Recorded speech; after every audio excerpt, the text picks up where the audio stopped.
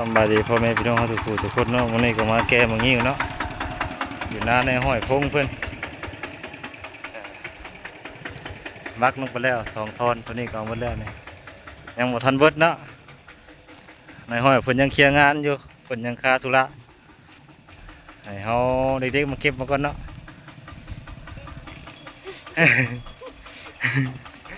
เพิ่นเอาเลี้ยงงัวเลี้ยงควายบ่ทันสุกอยู่นี่ก็เต็มรถไปรถยาวๆเนาะนี่บ่โทรเนาะฮะเราจะเดินทางกลับเมื่อแล้วบัดนี้ไปไหนก็ได้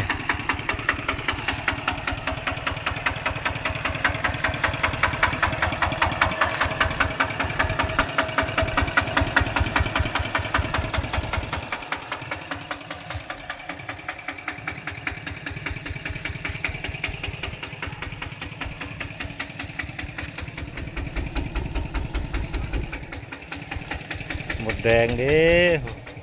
สร้างต้นนี้กระติกเนาะขนาดลงมาลุ่มเลี้ยงหมดแดงลายก็ได้หมดเมื่อสิกัดก็ถึงน้องพยักเลยโอเคพี่น้องครับ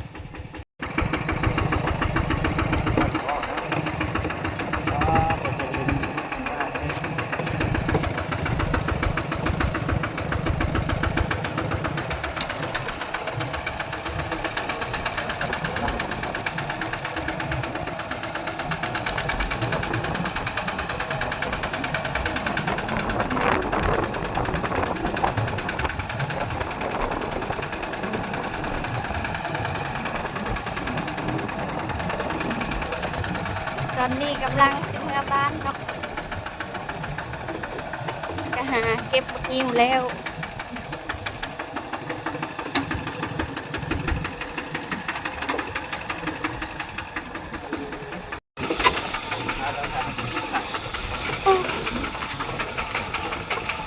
วันนี้ก็ลมพัดเย็นดีนะ